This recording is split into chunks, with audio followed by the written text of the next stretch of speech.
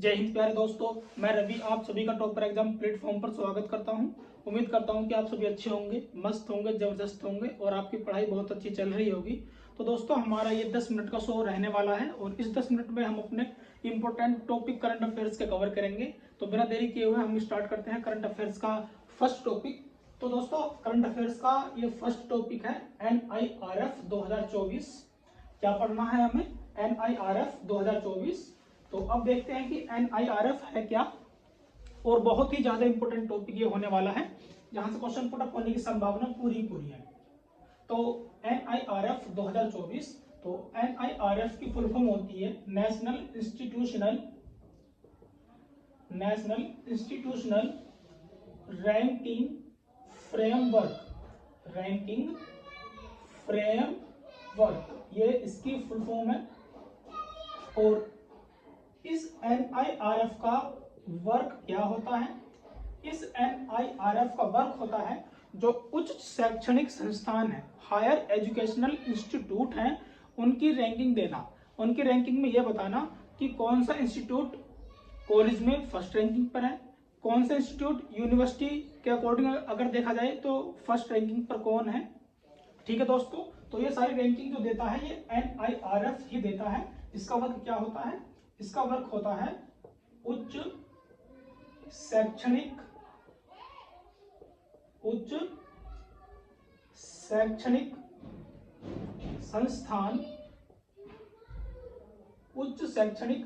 संस्थानों की रैंकिंग प्रदान करना।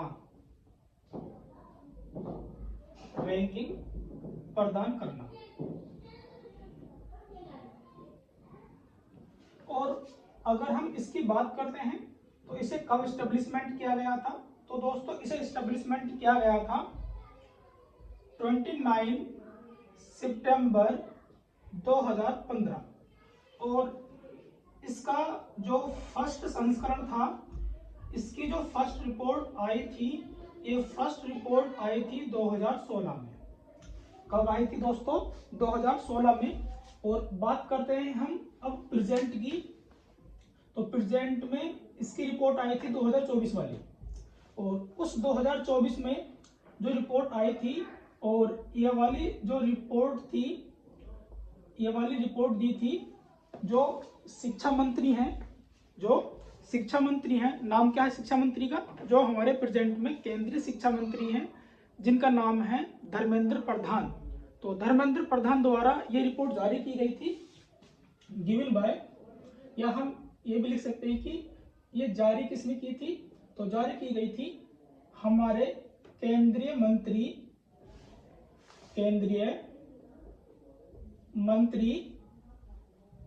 और केंद्रीय मंत्री कौन से है? वो शिक्षा केंद्रीय मंत्री।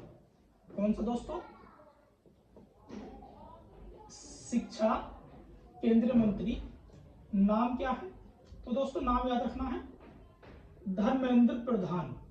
क्या नाम है? धर्मेंद्र प्रधान नाम है।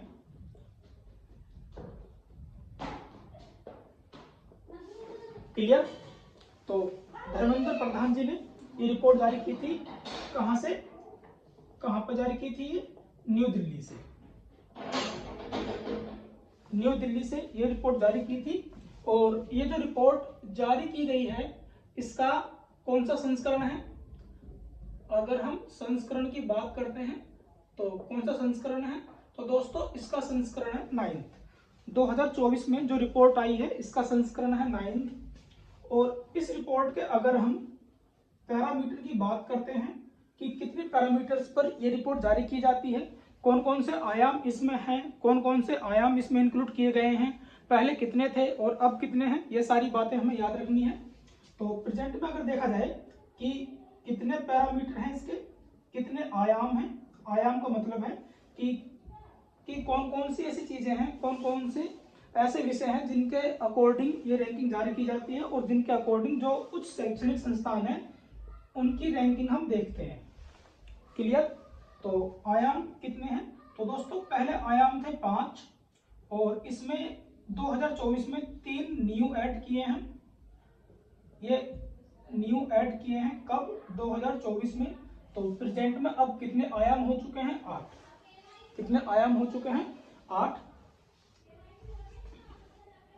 तो अब देखते हैं कि पहले कौन कौन से आयाम थे और प्रेजेंट में नए कौन से हैं। तो पहला जो आयाम था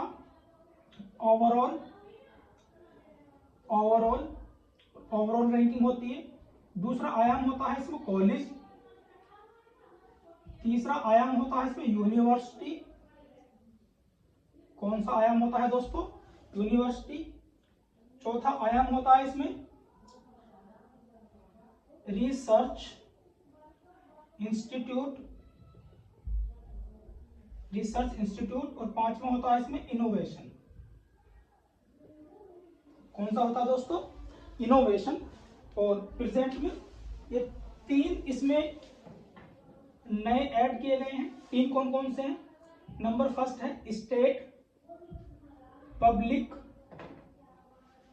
पब्लिक यूनिवर्सिटी। दूसरा है ओपन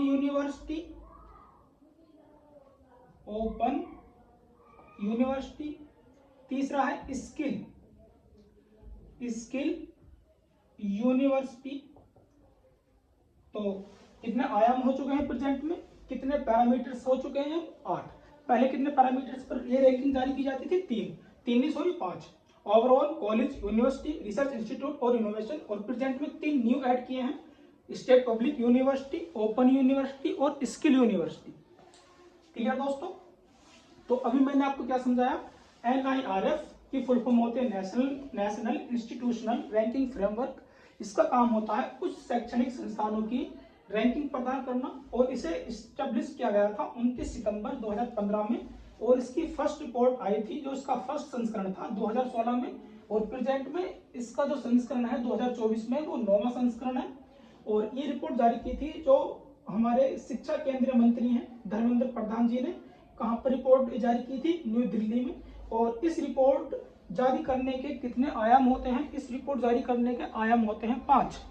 कौन कौन से? Overall, college, university, research institute और इनोवेशन। पहले 5 थे, लेकिन जैसे ही 2024 में ये रैंकिंग जारी की गई तो 2024 में 3 पैरामीटर्स न्यू ऐड किए गए हैं। कौन कौन से? State public university, open university और स्किल यूनिवर्सिटी। ठीक है दोस्तों, अब यहाँ से चलते हैं हम आगे। और आगे चलने के लिए हमें करना होगा यहाँ से थोड़ा सा रफ। इसे रफ करते हैं। उम्मीद करता हूँ कि ये सब आपने नोट डाउन कर लिया होगा। तो इसमें देखते हैं, अब थोड़ी सी रैंकिंग की बात कर लेते हैं इसकी। सबसे पहले रैंकिंग देखेंगे हम ओवरऑल रैंकिंग देखेंगे पहले। ओवरऑल रैंकिंग का मतलब होता है समग्र। क्या होता है दोस्तों? समग्र। क्लियर? तो समग्र में हमें देखना है कि फर्स्ट पोजीशन किसकी है, सेकंड पोजीशन किसकी है, थर्ड पोजीशन किसकी है और फोर्थ पोजीशन किसकी है। ये हमें देखना है, जो हमारे लिए इंपॉर्टेंट हो जाता है और यहीं से ज्यादातर क्वेश्चन बनते हैं। तो फर्स्ट रैंकिंग की अगर हम बात करते हैं तो फर्स्ट रैंकिंग पर है ओवरऑल में IIT मद्रास। और सेकंड पर IISc। कहां पर है ये? बेंगलोर में है ये। इसकी फुल फॉर्म क्या बनेगी? Indian institute of science. क्या फुल फॉर्म बनेगी दोस्तों इसकी? Indian institute of science. ये सेकंड रैंकिंग पर है। अब बात आती है कि थर्ड रैंकिंग पर कौन है। तो इसमें थर्ड रैंकिंग पर है IIT बॉम्बे। क्या है दोस्तों? IIT बॉम्बे। और फोर्थ पर है IIT दिल्ली। और यहां से यूपी की रैंकिंग ऐड और कर लो, IIT कानपुर और IIT BHU। इनकी जब हम रैंकिंग देखते हैं तो IIT 5th पोजीशन पर है। कौन सी पोजीशन? 5th। और BHU ये 11th पोजीशन पर है। कितने पोजीशन पर? 11th पोजीशन पर। तो अभी हमने रैंकिंग कौन सी देखी है? ओवरऑल। ओवरऑल रैंकिंग देखिए, और हमारे लिए ये सबसे ज्यादा इंपॉर्टेंट है, यहीं से क्वेश्चन बनते हैं। क्लियर दोस्तों? अब थोड़ी सी रैंकिंग हम देखेंगे, एक तो देखते हैं पॉइंट कॉलेज में देखेंगे और यूनिवर्सिटी में देखेंगे। क्लियर? तो अब हम देखेंगे आगे,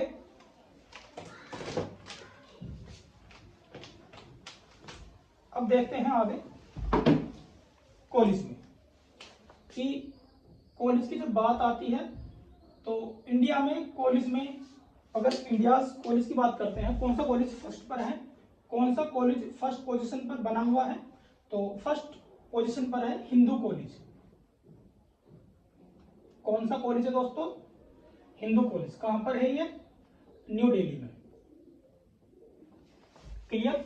और अगर हम यूनिवर्सिटी रैंकिंग की बात करते हैं, यूनिवर्सिटी रैंकिंग, तो यूनिवर्सिटी रैंकिंग में फर्स्ट पोजीशन पर कौन है? तो यूनिवर्सिटी फर्स्ट पोजीशन पर है भारतीय विज्ञान संस्थान। भारतीय विज्ञान संस्थान, इसे इन शॉर्टकट में लिखा जाता है IISc। कहां पर है ये? बेंगलोर में। कहां पर है दोस्तों? यह बेंगलोर में। क्लियर? तो ये थी हमारे भारत की NIRF रिपोर्ट जो मैंने आपके सामने डिस्कस की। क्लियर दोस्तों? चलते हैं यहां से आगे। क्वेश्चन जो बना हुआ है, क्वेश्चन यहां से बना है, और आगे जो क्वेश्चन पूछा जाएगा, जब तक 2025 की रिपोर्ट नहीं आ जाती है तब तक क्वेश्चन इन्हीं से बनेगा। क्लियर दोस्तों? चलते हैं यहां से अब आगे, नेक्स्ट पॉइंट लिखते हैं,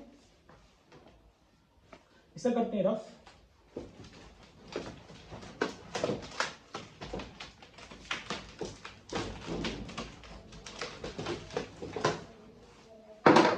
अब चलते हैं आगे, नेक्स्ट टॉपिक है हमारा GHI रिपोर्ट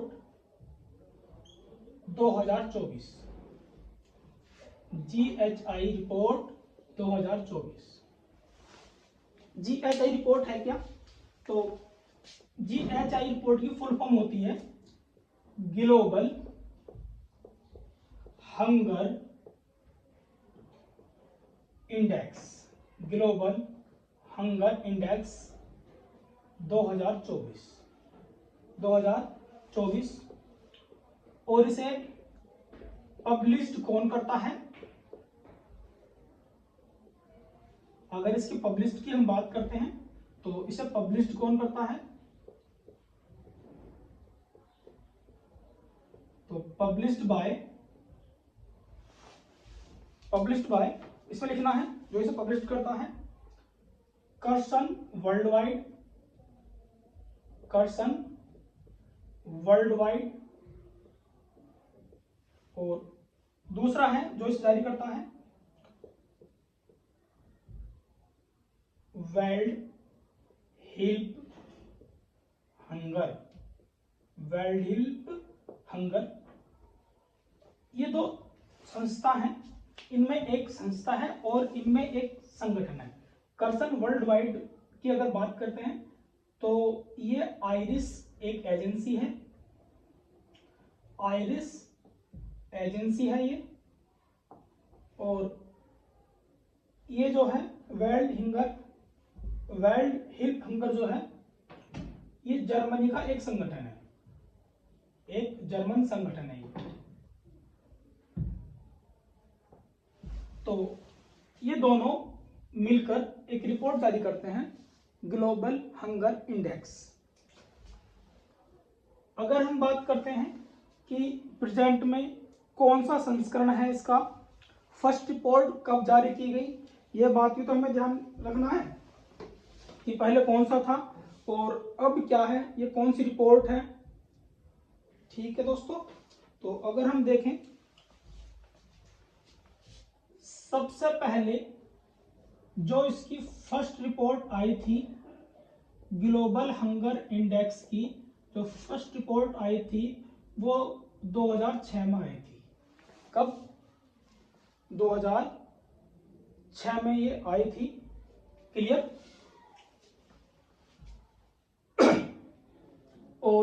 अब देखते हैं इसमें कि ग्लोबल हंगर इंडेक्स में भारत की पोजीशन कितनी है, कितने देश इसमें शामिल किए गए हैं, जो भारत के पड़ोसी देश हैं उनकी क्या रैंकिंग है, सारी बातें हमें जाननी है। ठीक है दोस्तों, तो सबसे पहले देखते हैं हम ये रिपोर्ट जो जारी होती है कर्सन वर्ल्ड वाइड और हिल्प वेल्डर हिल्प हंगर, ये दो संगठन है, एक एजेंसी है और एक संगठन है, जो दोनों मिलकर इस रिपोर्ट को जारी करते हैं। ये कितने पैरामीटर्स पर इस रिपोर्ट को जारी करते हैं, तो इसमें 4 पैरामीटर्स होते हैं, 4 आयाम होते हैं, जिनके अकॉर्डिंग ये पता लगाया जाता है कि किस देश में कितनी भुखमरी है, तभी इसे कहते हैं भुखमरी सूचकांक। हिंदी में क्या कहते हैं, भुखमरी सूचकांक। किसके अकॉर्डिंग, इन 4 आयाम के अकॉर्डिंग। ये 4 आयाम कौन कौन से हैं, पहला आयाम है बाल मृत्यु दर, बाल मृत्यु दर। दूसरा आयाम है बाल ठिगुनापन, बाल ठिगुनापन। तीसरा आयाम है बाल दुर्बलतापन और चौथा आयाम है इसमें बाल, इसमें दुर्बलतापन हो गया और बाल नहीं है, अब इसमें है चौथा आयाम अल्प पोषण, अल्प पोषण। ये 4 आयाम हैं। इन्हीं 4 आयाम के अकॉर्डिंग एक ग्लोबल हंगर इंडेक्स भुखमरी सूचकांक जारी होता है। कौन कौन से वो आयाम हैं, बाल मृत्यु दर, इसमें यह देखा जाता है कि किस देश की कितनी बाल मृत्यु दर है और यहाँ पर बालकों को पोषण मिल पा रहा है या नहीं। अगर पोषण एक अच्छी मात्रा में मिलेगा, अल्प पोषण नहीं मिलेगा, अगर पोषण बच्चे को अच्छी मात्रा में दिया जाएगा तो उसकी ग्रोथ पर भी फर्क पड़ेगा, और ग्रोथ पर फर्क पड़ेगा और पोषण अच्छा मिलेगा तो उसमें दुर्बलतापन नहीं रहने का है। क्लियर दोस्तों, तो ये 4 आयाम देखे जाते हैं। इन्हीं 4 आयाम के अकॉर्डिंग ये रिपोर्ट जारी की जाती है, भुखमरी सूचकांक। क्लियर, तो हम बात करते हैं आगे रैंकिंग की। नोट करके लिखना है इसमें, रैंकिंग देखते हैं। अब हम रैंकिंग 2024 देखते हैं।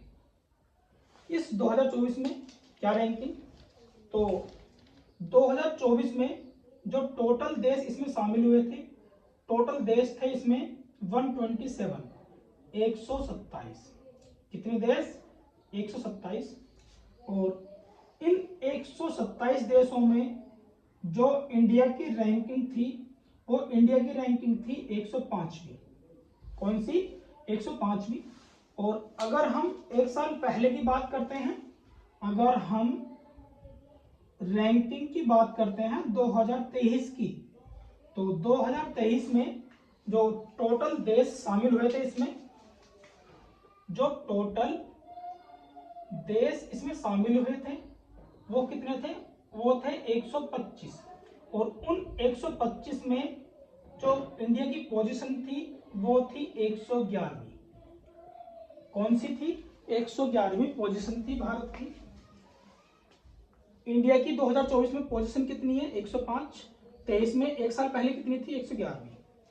क्लियर दोस्तों, लेकिन अब देखते हैं कि जो भारत के पड़ोसी देश हैं उनकी हालत कैसी है। भाई उनका भी तो देखो, वो कितने पीछे चल रहे हैं। 127 में वो कितना पीछे हैं। ऐसे भी हो सकता है कि वो हमसे आगे हों, वहां की भुखमरी कंडीशन हमसे काफी अच्छी हो, और ऐसा ही हमें देखने के लिए मिलेगा। देखो मैं आपको एक रिपोर्ट, इसी रिपोर्ट के अकॉर्डिंग अपने जो पड़ोसी देश हैं उनकी रैंकिंग लिखता हूँ। तो उनकी रैंकिंग लिखने के लिए मुझे थोड़ा सा यहाँ पे जगह करनी पड़ेगी, इसे यहाँ लिखते हैं इधर साइड। तो पड़ोसी देश की हम देख लेते हैं, नाइबर कंट्रीज रैंकिंग। जो पड़ोसी देश हैं उन्हें देखते हैं। अब पड़ोसी देश की रैंकिंग देखते हैं। इन पड़ोसी देश की रैंकिंग में श्रीलंका, श्रीलंका कितने पर, 56। नेपाल, नेपाल कितने पर, 68। बांग्लादेश, बांग्लादेश जरूर देखेंगे अभी, क्योंकि अभी फिलहाल में बांग्लादेश से ही लफड़ा चल रहा है। 84। और पाकिस्तान की रैंकिंग कितनी है? रैंकिंग है 109। अफगानिस्तान की कितनी है? अफगानिस्तान की रैंकिंग कितनी है? तो रैंकिंग है अफगानिस्तान की 116वीं। कितनी है? 116वीं रैंकिंग है, ध्यान रखो। पाकिस्तान की 109वीं रैंकिंग है। क्लियर? पड़ोसी देश देख लिए। अब आप अंदाजा लगा सकते हो कि भारत केवल पाकिस्तान और अफगानिस्तान से ही आगे है, और नेपाल, श्रीलंका, बांग्लादेश, इन तीनों देशों से भारत काफी पीछे है। क्लियर दोस्तों? अब बात यह आती है कि हमने इंडिया की रैंकिंग देख ली, अपने पड़ोसी देश की रैंकिंग देख ली। अब यह बताओ कि सबसे बेकार हालत किसकी है, सबसे रद्दी हालत किसकी है? सबसे रद्दी हालत का मतलब यह है कि 2024 में 127 देश थे, तो इन 127 देशों में 127वीं पोजीशन किसकी है? 127वीं पोजीशन। और 126वीं पोजीशन किसकी है, ये हमें बताओ। तो 127वीं जो पोजीशन है वो है सोमालिया की। किसकी है दोस्तों? सोमालिया। और 126 है यमन की। ये सबसे बेकार देश है, जहां पर भुखमरी सबसे ज्यादा है। और अब बात आती है कि ये तो सबसे लास्ट में हो गई, तो फर्स्ट पोजीशन पर कौन है? अपना जो पड़ोसी देश है चीन, जिससे सबसे ज्यादा कंपटीशन होता है हमारा, वो कौन से स्थान पर है? क्या वो आगे निकल चुका है हमसे? जी हाँ, ऐसा ही है, ऐसा ही है। क्यों? क्योंकि लगभग 22 देश, एग्जैक्टली 22 देश ही हैं जिनका एक ग्रुप बनाकर उन्हें संयुक्त पोजीशन फर्स्ट दी गई है। उन सभी 22 देशों को एक साथ मिलाकर फर्स्ट पोजीशन दी गई है। उस फर्स्ट पोजीशन में चीन भी शामिल है। उस फर्स्ट पोजीशन में चीन भी शामिल है। देखो यहां पर लिखता हूं मैं, और फर्स्ट पोजीशन इसकी देख लेते हैं हम। यहां पर इधर साइड ऐड कर देता हूं कि इसमें फर्स्ट रैंकिंग किसकी है। तो इस फर्स्ट रैंकिंग में अगर बात करते हैं तो टोटल 22 देश हैं। कितने देश हैं? टोटल 22 देश। और इन 22 देश के नाम क्या क्या हैं? देखो, इन 22 देश के कुछ के नाम लिखूंगा मैं, क्योंकि 22 तो याद नहीं रखने हैं, लेकिन जो इंपॉर्टेंट है उन्हें याद रख लेते हैं। कौन कौन से देश हैं अगर हम बात करते हैं? जैसे बेलारूस,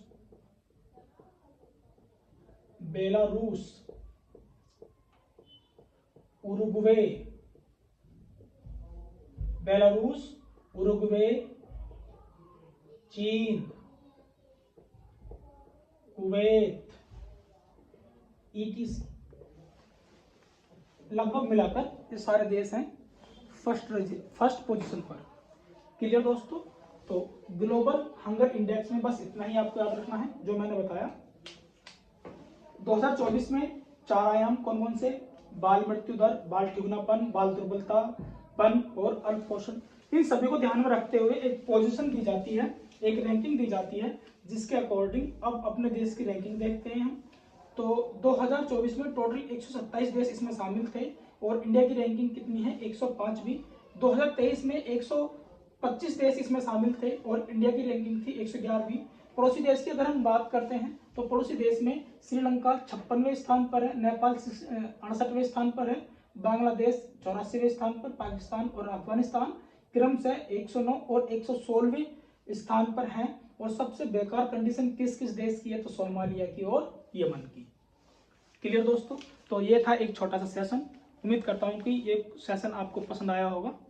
चैनल को थोड़ा शेयर करें, क्योंकि अगर आप शेयर करोगे तो अच्छी कमेंट आएंगी, तो उससे कुछ मोटिवेशन मिलेगा, जिससे मैं आपके लिए एक बेहद ही सेशन लेकर आऊँगा करंट अफेयर्स का, जिसमें हम डिस्कस करेंगे बहुत ही ज़्यादा इंपॉर्टेंट टॉपिक की, और संभावना ये होगी कि एग्जाम में क्वेश्चन वहाँ से मिलेगा ही मिलेगा। क्लियर दोस्तों? तो आज के लिए इतना ही। जय हिंद, जय भारत।